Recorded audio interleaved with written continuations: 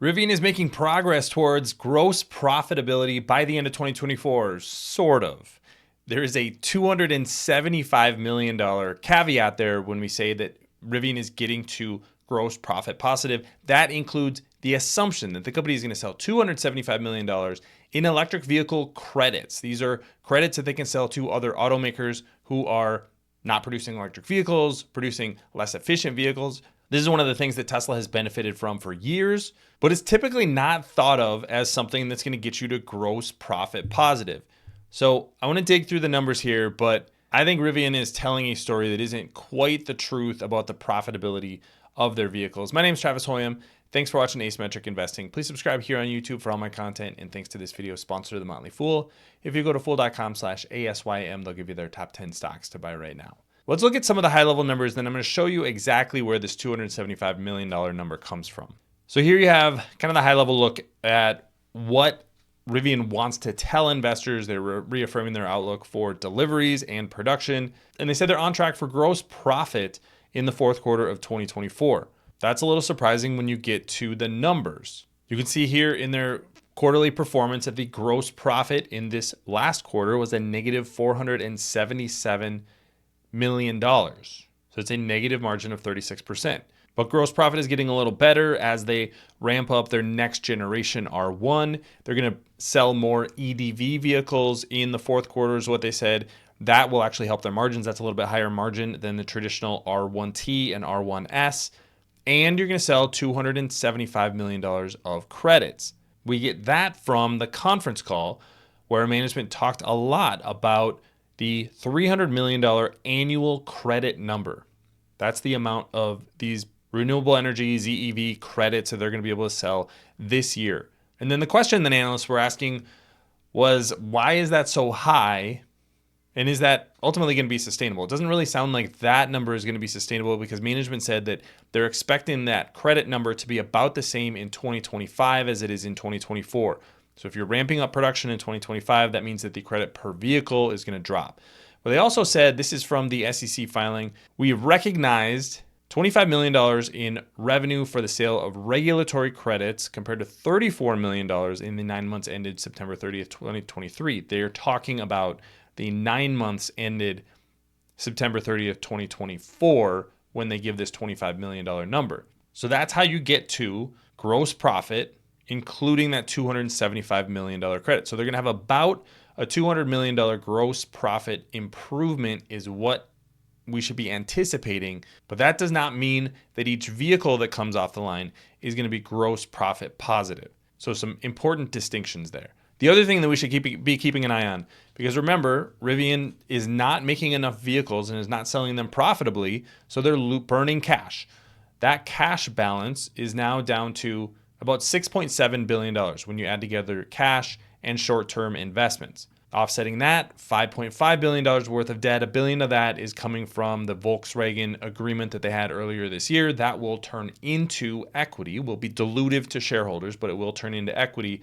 So about $4.5 billion worth of debt offsetting this cash balance. But that's where the statement of cash flows is important. Operating cash flows, negative $2.9 billion for the year, almost a $1 billion per quarter run rate. Now, this is an improvement from a year ago, and you would expect that as they've had some cost improvements, but that's still a massive, massive number. Capital expenditures, also a very large number, $814 million. So that's almost another, that's over $1 billion run rate. That's probably going to pick up as they build out that Georgia facility. So you can see here, the cash situation gets pretty dire for Rivian pretty quickly. What's going to fix that? Well, one thing that we could look at is the Volkswagen Rivian joint venture that was announced earlier this year. This is not finalized. I think investors need to understand that this is not a done deal right now.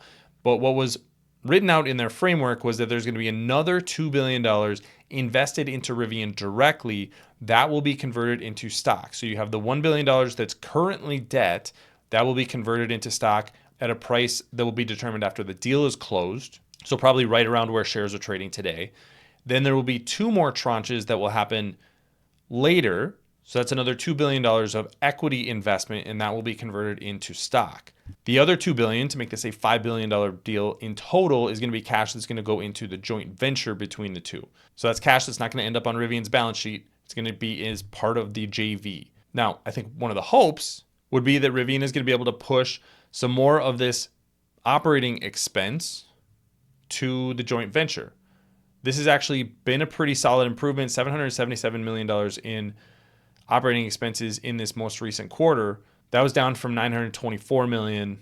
They had some layoffs. They're obviously focusing a lot more on cost, but if they're able to put some of this R&D expense into that JV, that would help the company's operating margin as well. So you got to improve the gross margin, which is obviously going to get some help in the fourth quarter from those credit sales, those regulatory credit sales. You also got to improve the operating expense line until you actually are able to ramp some of these products up. So a lot going on here, but when you see gross profit for Rivian is on the way, not quite telling the full picture. Thanks to our friends at The Motley Fool for sponsoring this video. Visit fool.com/ASYM for the top 10 stocks to buy right now. The other thing that really caught my attention in the conference call was comments from CFO Claire McDonough, and this was made pretty early on. This was part of their prepared remarks, so this was not a mistake. Demand for the R1 vehicle was negatively impacted in the third quarter of 2024 by the production disruptions and challenging consumer backdrop. So during the quarter, they announced that their production was going to be much lower than expected because they didn't source their products correctly for R1 vehicles in the back half of 2024. So that's going to impact their production.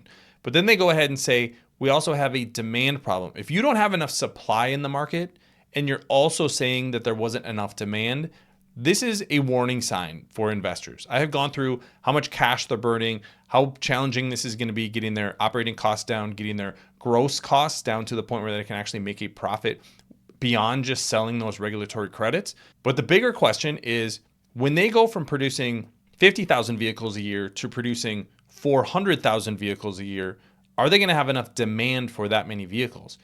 And it's comments like this that just set off alarm bells in my head, because it certainly doesn't look like they have a ton of demand for the R1s that they have today. If they did, they would be pushing to make even more of them. They wouldn't have been upgrading their line quite as quickly. They would have been pushing to expand into Georgia faster. But it certainly looks like there is a demand problem for their existing vehicle. If there is, that's a problem long term, because you're never going to get to profitability if you eventually ramp up your production and then your only option is to cut your prices. Tesla saw this starting at the end of 2022. They had plans to grow their production 50% a year. Remember that? Elon Musk talked about doing that, I believe it was in 2021. They were going to keep growing their production 50% each year. Their production is basically stalled out because they got to the point where the market was saturated and the only way that they could sell more vehicles was to lower the price of those vehicles. That's why their prices have come down. That's why their margins have come down. Is Rivian going to face the same challenge as they increase their production? Remember, they're not the only one increasing production. Everyone else, every other automaker, all the companies that are buying their credits are also increasing their electric vehicle production.